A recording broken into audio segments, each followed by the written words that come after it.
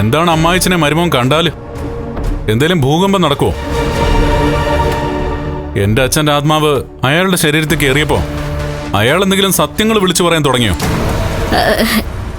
എന്ത് സത്യം? അത് അയാളെ കണ്ടെങ്കിൽ മാത്രമേ തിരിച്ചറിയാൻ പറ്റൂ.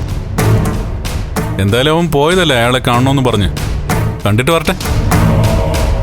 അങ്ങനെ വന്നാ അയാളുടെ നാവിന്ന് വേണ്ടാത്ത ചില വർത്തമാനങ്ങൾ വരുന്ന കൂട്ടത്തില് വേണ്ട ചില വർത്തമാനങ്ങൾ വന്നാലോ? അച്ഛനിപ്പം എന്ത് പറഞ്ഞാലും അതൊക്കെ നടന്ന കാര്യങ്ങളൊന്നും അല്ല. അതങ്ങനെ നിനക്കറിയാം. എന്റെ അച്ഛൻ അയാളെ കൊണ്ടെന്തെങ്കിലും പറയിക്കുന്നുണ്ടെങ്കിൽ അതിലെന്തെങ്കിലും സത്യം ഉണ്ടെങ്കിലോ? അച്ഛനെ എത്രയും പെട്ടെന്ന് ഒരു ഡോക്ടറെ കാണിച്ചേ പറ്റൂ. ഡോക്ടറെ കണ്ട് അസുഖം മാറിക്കഴിഞ്ഞാ പ്രതാപൻ പഴയ പ്രതാപനാവും. പിന്നെ അയാളുടെ നാവിൻ തുമ്പത്ത് സത്യങ്ങൾ വരില്ല. കണ്ണേട്ടനെന്താ ഇങ്ങനെയൊക്കെ സംസാരിക്കുന്ന? ഒരു കാര്യം നീ മനസ്സിലാക്കിക്കോ, ഒന്നും അധിക നാൾ മൂടി വെച്ചുകൊണ്ട് നടക്കാൻ പറ്റില്ല. എന്റെ അച്ഛൻ മരിച്ചത് ഒരു ലോറി ആക്സിഡന്റില്ല. വലിയൊരു മഴയത്ത് ആ ലോറി പാഞ്ഞു വരുന്നതും ഞങ്ങളുടെ ബുള്ളറ്റിനെ ഇടിച്ചു തെറിപ്പിക്കുന്നതും ഞാൻ കണ്ടതാ. പിന്നൊന്നും എനിക്ക് ഓർമ്മയില്ല. എന്റെ ജീവിതത്തിലെ ഏറ്റവും വലിയ ദുരന്തം നടന്ന അന്നാ.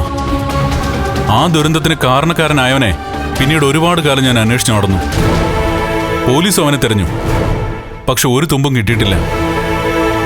ആ ലോറി ഡ്രൈവർ നിന്റെ അച്ഛനാണോ? അല്ലെങ്കിൽ പിന്നെ എന്തുകൊണ്ടാ എന്റെ അച്ഛന്റെ ആത്മാവ് അയാളുടെ ശരീരത്തിൽ കയറിയത്?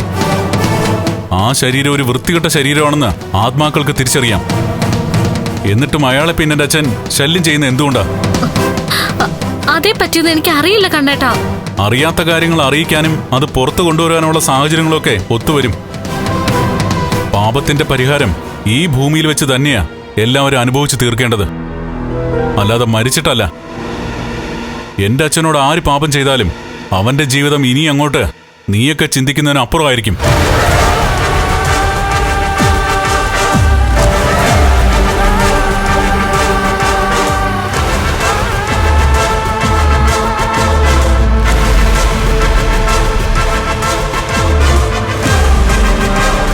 ഇയാളിനി എന്തേലും അറിഞ്ഞോ?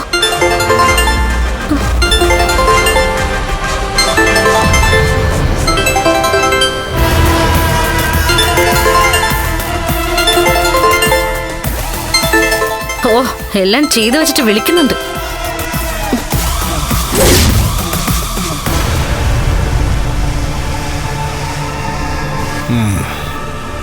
ഡോക്ടർ സെൽവരാജും മിടുക്കന. അവിടെ ഒരു ദിവസം കിടക്കുമ്പോഴേക്കും പ്രതാപന്റെ എല്ലാ അസുഖവും മാറും. അതുകൊണ്ടാ ഞാനൊരു സാഹസം കാണിച്ചത്. ഇപ്പോ മോളുടെ മുത്തശ്ശി അവിടെ ഉണ്ട്. അവര് വന്ന ശേഷമാണ് ഞാൻ ഇങ്ങോട്ട് വന്നത്. ഉണ്ണിയേട്ടനും ഉണ്ണിയേട്ടന്റെ അമ്മയും ഒക്കെ അച്ഛനെ കാണണമെന്ന് പറഞ്ഞ് നിർബന്ധം പിടിക്കുക. ഞാനും അവരെ തടഞ്ഞു നിർത്തിയിരിക്കുന്നത്. അതിൻ്റെ ഇടയ്ക്ക് കമലേശ്വരത്തെ വല്യേട്ടന് എന്തൊക്കെയോ സംശയം ഉണ്ടെന്നാ എനിക്ക് തോന്നുന്നത്.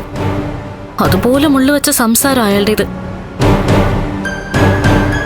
മോളെ, അന്ന് 7-ാം മാസത്തിലെ ചടങ്ങിന് ശേഷം മഹാലക്ഷ്മിക്കും മോഹിനിക്കും ഒപ്പം കണ്ണൻ മോളുടെ വീട്ടിലേക്ക് പോയായിരുന്നല്ലോ. ആ സമയത്തെങ്ങാനും പ്രതാപൻ പണി പറ്റിച്ചോ? അതാണ് എന്റെയും സംശയം. എന്തായാലും പ്രതാപൻ എന്റെ പേര് കണ്ണനോട് പറഞ്ഞിട്ടില്ല, അതുറപ്പാ. ഞാനിതൊക്കെ അറിയാൻ വേണ്ടിയിട്ട് ഇടയ്ക്ക് നയത്തിൽ കണ്ണനെ ഒന്ന് വിളിച്ചായിരുന്നു. ആ സമയത്ത് അവന്റെ സംസാരം കേട്ടിട്ട് എന്നെ സംശയമുള്ളതായിട്ട് തോന്നിയില്ല. എന്തായാലും ഇപ്പോഴെങ്കിലും അച്ഛനെ ചികിത്സിപ്പിക്കാൻ കൊണ്ടുപോയത് നന്നായി. അല്ലെങ്കിൽ അമ്മാവന്റെ പേരും അച്ഛൻ വിളിച്ചു കൂവിയേനെ. ഞാനും മുത്തശ്ശിയൊക്കെ അങ്ങനെയല്ലേ അമ്മാവന്റെ പേരും അറിഞ്ഞത്. അമ്മാവനാണ് കൊലപാതകത്തിന്റെ സൂത്രധാരനെന്ന് അച്ഛൻ തന്നെയല്ലേ ഞങ്ങളോടും പറഞ്ഞത്. മോളെ, ഒരാള് കൊട്ടേഷൻ ഏറ്റെടുത്തിട്ട് അവന്റെ കർമ്മം ചെയ്ത് കഴിഞ്ഞാല് പിന്നെ മരണം മുന്നിൽ കണ്ടാലും സത്യം പറയരുത്. ഇത്രയും കാലം അച്ഛൻ സത്യം ആരോടും പറഞ്ഞില്ലല്ലോ.